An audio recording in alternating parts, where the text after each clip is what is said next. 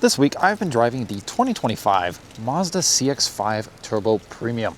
This is just one trim level below the top trim, the top signature trim. Price as tested for this is just over $40,000, but you can get into one of these for actually just over $30,000. I know it's going to kill the metrics of the video, but I don't really care. But today, we're going to talk about how much I love driving this vehicle. This is finished in the beautiful Soul Red Crystal Metallic, an absolutely gorgeous paint color. And if you were to get into any Mazda, in my opinion, I think you should choose this color. We'll start with the exterior, look at the interior, and then we'll take it for a short spin. You do get 19-inch wheels wrapped in Toyo all-season tires. Love those black wheels, the black accents throughout the vehicle. I think it looks really sharp. Also love the dual exhaust that you get. Let's go ahead and open up the trunk here. You do get a power lift gate. Back here, you do get a pretty decent amount of space, 29.1 cubic feet and about 59 cubic feet with the second row folded down. That's actually about 8 to 10 cubic feet less than the competition like the Toyota RAV4 and the Honda CR-V, but it's adequate enough to haul things around. I've had zero issues hauling things around this week in this. I actually own a Honda CR-V as well. In real world usage, it's really not that big of a difference. Under here, you do actually get a spare tire, and you can see your Bose subwoofer down there. These nice little levers fold down the second row, and you do get a very nice cargo shade as well. Even though this is a turbo, it will take regular fuel. Let's go ahead and climb on into the back seat. You do get this nice black leather interior with the red accent stitching, as you can see here. This does have illuminated door sill plates as well that look really sharp. I'm 6 foot. The driver's seat is in my position, and I do not have very much legroom. About an inch, and headroom, I got about 4 or 5 inches, so actually not too bad at all. You do get a couple mat pockets in the back of the seats, a couple vents here, and then in your pull-down center armrest, you do get a couple cup holders, rear heated seats, and a nice center console with 2 USB-A ports. This model does come with a sunroof as well. Lets a lot of light in. These seats are actually pretty plush, and I'm not like sitting straight up, so it is actually a pretty nice, comfortable space, even though the back seat here is just a little bit tinier than the Toyota RAV4 and the Honda CR-V. So under the hood of this CX-5 is a 2.5 liter turbocharged 4-cylinder mated to a 6-speed automatic transmission. Makes about 250 horsepower and 320 pound-feet of torque.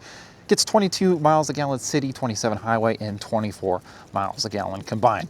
This is all-wheel drive. It's pretty smooth and responsive. We'll get into the driving characteristics as we go along the way in the driving portion of the video. Based on a bunch of research that I did on the internet before this video, this powertrain is reliable, it's proven, and there's not a whole lot of issues with it. Let's go ahead and hop into the driver's seat and show you the rest of the car. You do get smart key access on the door here. It is a button. There's no touch sensors or anything, so you just have to hit this button every time you want to lock or unlock the vehicle. Up front here, you're greeted with heated and ventilated front seats. They are both power, and the driver's seat is 2-person memory. Once again, you do get the illuminated door kick plates here. I believe that is an option. Up front here, you're greeted with a semi-analog and digital display. I think it looks really sharp. And when's the last time you actually seen a temperature gauge with numbers on it? I think that is pretty cool. You do get some menus you can scroll through on the center digital screen there. I like to keep it on the analog cluster because I think it looks the best. Very nice leather wrapped steering wheel. This is heated, although it is heated around 10 and 2, 9 and 3, whatever, not all the way around, which is a little bit of a bummer, but it's not the end of the world. You do also get a heads-up display with traffic sign recognition as well.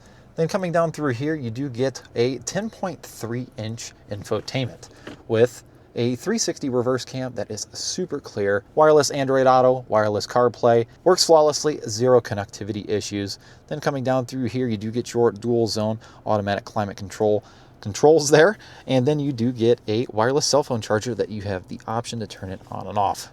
12-volt outlet, your gear selector, which I appreciate, that is a traditional gear selector, and this is where you can actually control the infotainment, because this is touchscreen, but it's better operated, in my opinion, with these controls here. I know a lot of people give this flack, but once you actually use it and get used to it, there's really no going back, in my opinion. A couple cup holders right there. As you see, it fits my giant Gatorade water bottle. Then you also do get a pretty decent size center console with a couple USB-C ports, this removable tray, another 12-volt outlet in there as well. And then coming down through here, you do get a decent sized glove box, auto dimming rear view mirror with garage home link, a sunglasses holder, and then an illuminated visor mirror. I think while this interior is very old, from 2017, and, has seen some updates, I think this interior actually looks really good. It feels very good. The quality of the materials in here are extremely nice. There are some cold weather rattles, but it tends to go away as the interior warms up. I mean, literally everything in here is soft to touch and plush, and even the door rest here to rest your elbow on while you're driving. The driving position is just perfect. The seats are extremely comfortable. I have no complaints with the interior of this car. If it ain't broke, don't fix it. And I'm really curious to see what the updated 2026 Mazda CX-5 will bring to the table. I know they got rid of these controls here, which is a little bit of a bummer, but I'm going to reserve my judgments on that until I actually test the vehicle. So with all that being said, let's go ahead and take this thing for a spin, and I'll give you my driving impressions as we go along the way.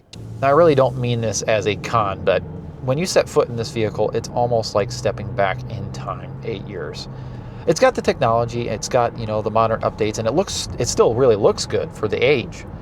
But I really appreciate how simple and utilitarian this interior is. I mean, you got physical gauges that are easy to read, physical controls all over the place in here. I mean, it is just a huge breath of fresh air to drive something without screens everywhere and just a bunch of nannies and stuff annoying you all the time. I really like how crisp and legible the heads-up display is.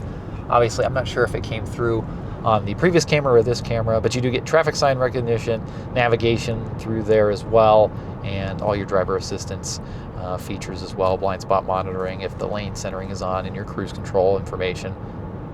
Very nice. You can even turn it off if you don't want it in the infotainment. As we approach this bumpier section of road here, the CX-5 is well dampened. It's not overly sporty, and it's not overly floaty and luxury feeling. It's a pretty good balance between the two. It's actually exactly what I would want in a vehicle like this. The handling is absolutely incredible. This is easily the most fun crossover to drive, and it's not even close. The steering is absolutely perfect. It's nice and direct. There's a lot of feedback behind the wheel. Mazda, proving that just because you get a crossover doesn't mean it has to be boring. You get paddle shifters behind the wheel. They're decently responsive. I mean, I don't know why you would use them. Maybe for towing. This vehicle can tow up to 2,000 pounds, which is actually more than the Honda CR-V and I believe the Toyota RAV4. But the CX-50, its slightly bigger brother, can tow, I think, 3,500 pounds. So if you're looking for more towing capacity, definitely get the CX-50. Brakes feel nice and responsive.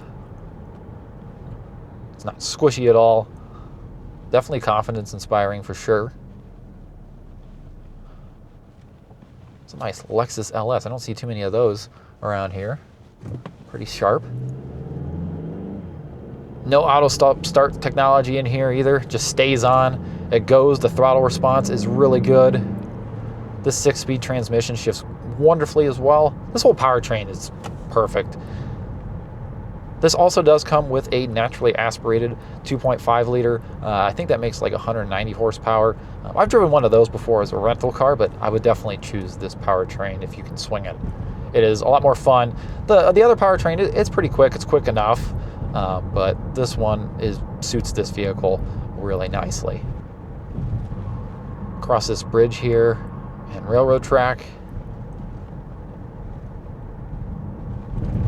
Soaks up the bumps effortlessly. There's not a reverberations throughout the cabin. This definitely rides a lot better than the price point would suggest. All right, let's do a quick highway acceleration.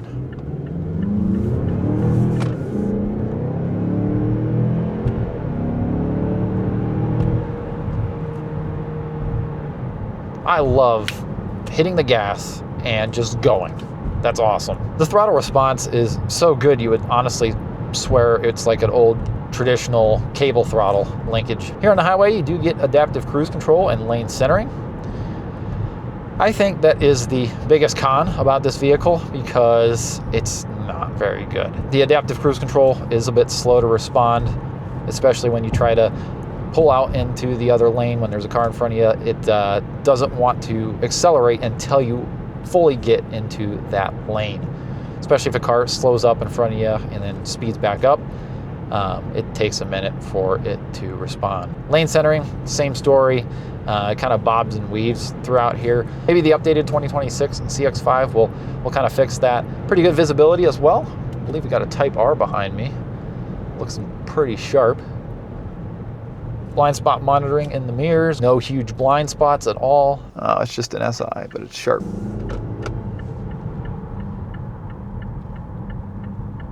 And throw it in this corner here. Oh my gosh, it didn't even break the tires loose.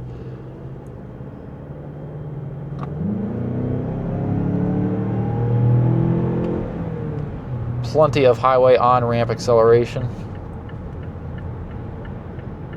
Kept up with that Ram just fine. Here on the highway, it is super quiet. I mean, it is a extremely windy day. You can enjoy this Bose sound system that this vehicle comes equipped with. This Bose sound system is absolutely incredible. I would honestly rate it a very low A tier, and that's saying a lot. The surround sound imaging is incredible in here. I was listening to Demi Lovato's new album, and it's just, it is so good. It's not the best sound system I've ever heard, but for the price point, it is absolutely incredible. If you can afford getting a Mazda CX-5 with the Bose, I would 100% opt for that for sure.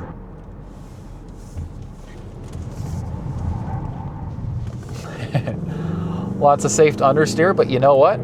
This thing handles absolutely incredible. You would have so much fun on a back road in this vehicle. Steering tells you exactly what it's doing. You get some drive modes down here. You do get normal, sport, and off-road. You do get automatic high beams and automatic wipers as well. The headlights are super bright at night as well.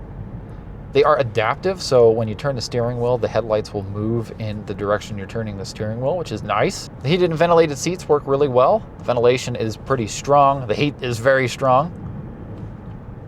Let's go ahead and do a quick 0 to 60 and floor it.